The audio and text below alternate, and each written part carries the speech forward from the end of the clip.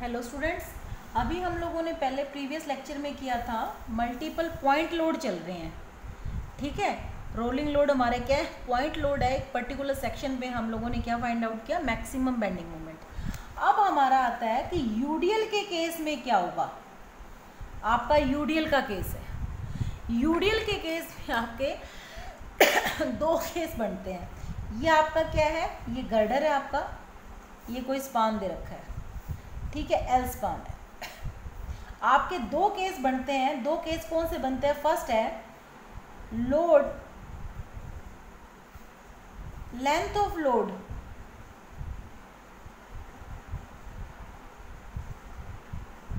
Length of load is greater than the span. इसका meaning समझाऊंगी अभी मैं आपको। और सेकंड है शॉर्टर देन द स्पान।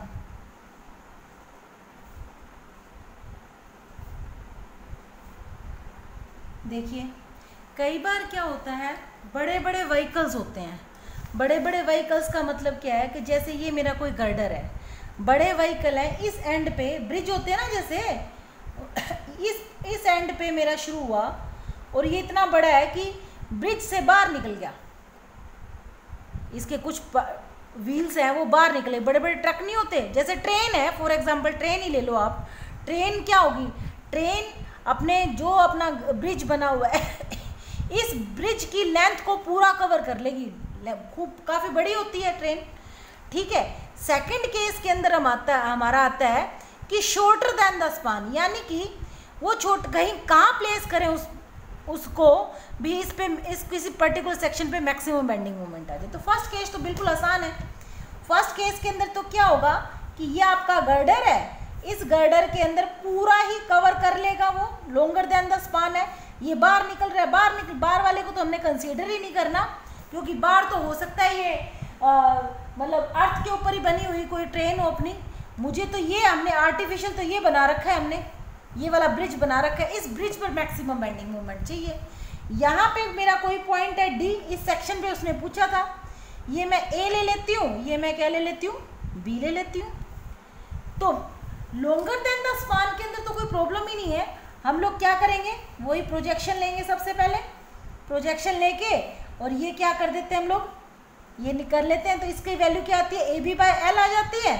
और जब पूरे पे ही है तो मैक्सिमम बेंडिंग, ये क्या है, एल है अपना, तो maximum bending moment at point, इसका नाम लिख लेते हैं डी, एट पॉइंट डी, यानी कि M D is equal to पहला केस। पहला केस कौन सा है, longer than the span, longer than the span, ठीक है जी। अब क्या है आपका longer than the span, M D क्या आ जाएगा आपका, क्या होता है, ट्रायंगल का एरिया इंटू लोड की इंटेंसिटी, डब्ल्यू किलो न्यूटन पर मीटर क्या है लोड। तो पहले एरिया देखो, एरिया कहते हैं base into height divided by 2, 1/2 into base into height, ठीक है, into intensity of loading W. L से एल कैंसिल हो गया ये क्या आ गया अपना, डब्ल्यू ए बी बाई 2, कितना आ गया अपना, ये डब्ल्यू ए बी बाई 2 आ गया। समझ आ गया। अब सेकंड केस क्या बनता है हमारा, सेकंड केस बनता है व्हेन, इस पे बेस्ट न्यूमेरिकल भी करेंगे, when load is shorter than the span. ये कौन सा लोड है भाई, shorter than the span, UDL की बात हो रही है, ठीक है। मैंने पहले लिख ही दिया था यहाँ यूडीएल, यूडीएल की बात हो रही है ना ये। अब क्या करते हैं, कोई यूडीएल है मेरा जो कि इससे छोटा है, किससे छोटा है, अपने स्पान से छोटा है। ये मेरा एल स्पान है, ये मेरा कोई सेक्शन सी है, ये ए पॉइंट है, ये मेरा बी पॉइंट है, और डी ले लेती हूँ इसको मैं, ई डी, ठीक है जी। अब क्या है आपका कोई यूडीएल, ये वाला यूडीएल, इसकी लेंथ आपको L1 दे रखी है। इसकी लेंथ कितनी दे रखी है, L1 दे रखी है। जो L1 है वो लेस देन है L, इस पूरे L से क्या है वो लेस है। अब आपको इसको इस सेक्शन पे इस हिसाब से रखना है कि ये लोड क्या कर जाए, इस पे मैक्सिमम बेंडिंग मोमेंट आ जाए, ठीक है जी। मैंने इसको रख दिया, चलो ठीक है, मैंने इस हिसाब से रखा इसको, इस तरीके से मैंने इसको रख दिया। ये लेंथ तो मुझे पता है, अभी मैंने बताई कितनी है, ये L1 है, ठीक है जी। और ये मैं मान लेती हूँ जो इसके ऊपर आई हुई है, किस पे, ये A, B और D, जो BD सेक्शन पे आई है इसको मैंने Z1 मान लिया। क्या मान लिया अपन ने, Z1 मान लिया। और ये डिस्टेंस क्या हो गया अपना, W किलो न्यूटन पर मीटर का लोड लग रहा है अपना। हमें पता है कंडीशन तो वही लगेगी, average load on AD equal to average load on BD।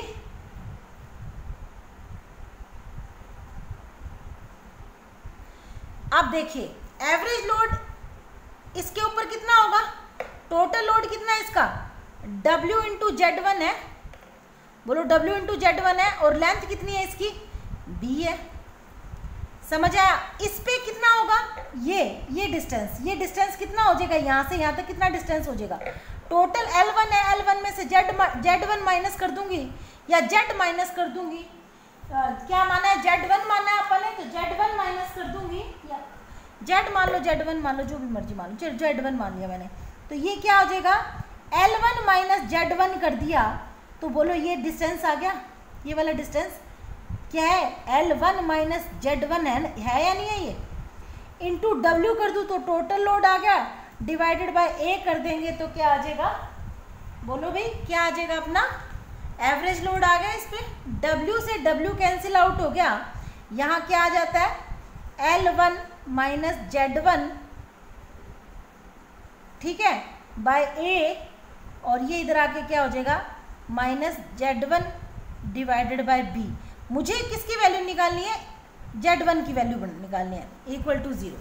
ये क्या आ जाएगा, AB इसका क्या आ गया, एलसीएम आ गया, AB एलसीएम आ गया, तो ये आ गया B into L1 minus Z1 plus AZ1 is equal to 0। ये तो कैंसिल हो गया, ये क्या बन गई, BL1 minus BZ1 minus AZ1 is equal to 0।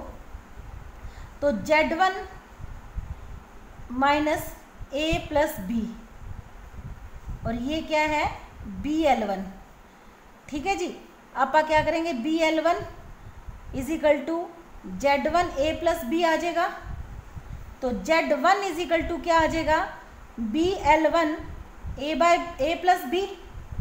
बोलो भाई समझ आ रहा है ना आपको ये, ठीक है, ठीक है जी, ये आ गया।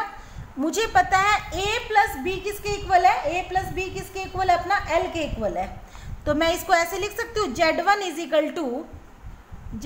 इक्वल टू क्या आ जाएगा, B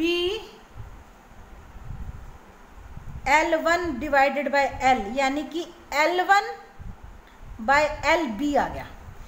Z1 इस साइड इतना प्लेस करना है कि इसकी वैल्यू इतनी आ जाए, ठीक है। अब इस पे बेस एक न्यूमेरिकल लेती हूँ मैं आपको समझाने के लिए।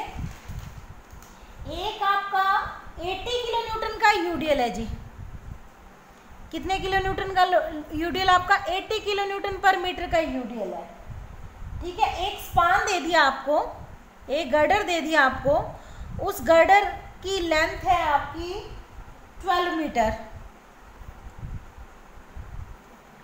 आपको एक सेक्शन दिया है A, B और ये D लगा दें, ये सेक्शन दे दिया आपको 4 मीटर फ्रॉम द A, ये 4 मीटर हो गया और ये क्या हो गया 8 मीटर हो गया। दोनों केस सोल्व करते हैं इससे पहले आप, ठीक है जी। तो पहला फर्स्ट केस है लॉन्गर देन द स्पान, क्या है लॉन्गर देन द स्पान। तो लॉन्गर देन द स्पान है तो हम लोग क्या करेंगे कि आप क्या करेंगे, इसको प्रोजेक्शन लेंगे, ये सब किया, ये क्या आ गया ए बी बाई एल होता है, ए कितना है 4 into 8 divided by L, L कितना है 12, तो 8/3 आ गई है, ठीक है। अब क्या करेंगे, अपने को मैक्सिमम मोमेंट चाहिए, तो मैक्सिमम के लिए मैंने बताया लॉन्गर में तो सारे का सारा ये क्या हो जाएगा इसके ऊपर आ जाएगा, तो मैक्सिमम बेंडिंग मोमेंट क्या आ जाएगी एम डी क्या आ जाएगी आपकी, area 8/3 into 12 base into height divided by 2 area आ गया, इंटू इंटेंसिटी ऑफ लोडिंग। ये कितना आ जाता है चेक कर लेते हैं अभी।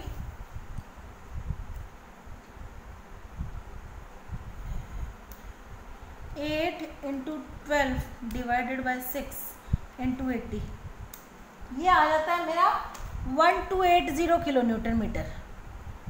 कितना आ जाता है 1280 किलो न्यूटन मीटर। क्लियर। ये कौन सा केस था, जब लॉन्गर देन द स्पान था। अब आता है कि फिर एक गर्डर है अपना 10 मीटर का, यही गर्डर सेम वही गर्डर नहीं, अब 10 मीटर का गर्डर आ गया।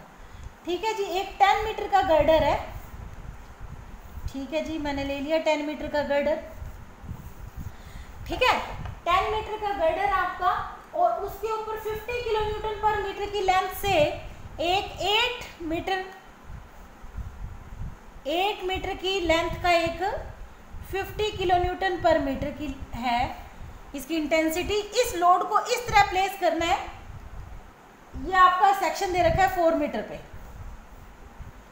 4 मीटर, ये क्या हो गया 6 मीटर।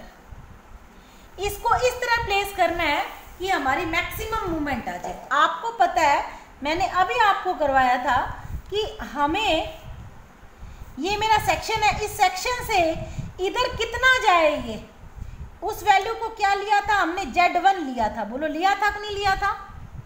जब मुझे Z1 पता चल जाएगा तो रिमेनिंग पार्ट तो इधर इस पोर्शन पे आएगा, A, B और ये D।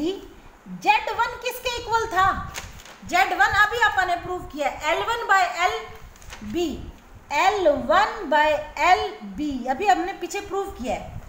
L1 कितना है, आपकी लेंथ ऑफ यूडीएल कितना है 8, L कितना है पूरा 10, और ये B कितना है आपका 6। बोलो ये आ गया आपका 4.8 मीटर। तो कहने का मतलब क्या हुआ कि आप B पे तो रखोगे 4.8 मीटर। बोलो ये, अब देखो ये Z1 निकल गया ना, मैं यहां बता देती हूँ। फिर इधर इसकी वैल्यू कितनी आ गई, अब आपकी 4.8 मीटर आ गई है। ठीक है, अब आप देखो कि आपका टोटल 8 मीटर था, 8 मीटर में ये A, ये B लिख देती हूँ, ये मैं लिख देती हूँ D। आपका 4.8 मीटर में से 4.8 तो BD पोर्शन में चला गया, बाकी इधर कितना बच गया, कितना बच गया भाई 8 माइनस 4.8 कर दूं, ये क्या है हमें पता है L1 माइनस Z, ये X मान लेती हूँ इसको मैं, X आ गया। ये टोटल कितना है आपका L1 है, और यहाँ से यहाँ तक क्या है आपका Z है। तो L1 कितना है आपका 8 मीटर, Z कितना आपका 4.8 मीटर, यानी यहाँ पे इसकी वैल्यू कितनी आ जाती है, ये आ जाती है आपकी 3.2 मीटर। कितनी वैल्यू आ जाती है आपकी, ये वैल्यू आ जाती है आपकी 3.2 मीटर। कहने का मतलब कि आपका एक नया बीम बन गया। अब आपको लोड की पोजीशन पता चल गई है, आपको लोड की क्या पोजीशन पता चल गई भाई, 3.2 मीटर तो इधर है और 4.8 मीटर इधर है। 3.2 ये हो गया और 4.8 क्या हो गया, ये वाला हो गया। ठीक है जी, टोटल कितना है, ये टोटल आपका 10 मीटर का था, यहां से यहां तक कितना रह गया, ये कितना था 4 था क्या, 4 मीटर था ना, ये सेक्शन आपका 4 मीटर पे था, 4 मीटर पे था। जिस पे लोड नहीं है वो कितना रह गया, 0.8 नहीं रह गया क्या, ये 0.8 मीटर रह गया। और ये कितना था 6 था, तो ये 1.2 मीटर रह गया। बोलो भाई क्लियर है ना। ये सेक्शन कितना था, यहाँ से यहाँ तक 6 मीटर का था, और ये सेक्शन आपको 4 मीटर दिया हुआ है।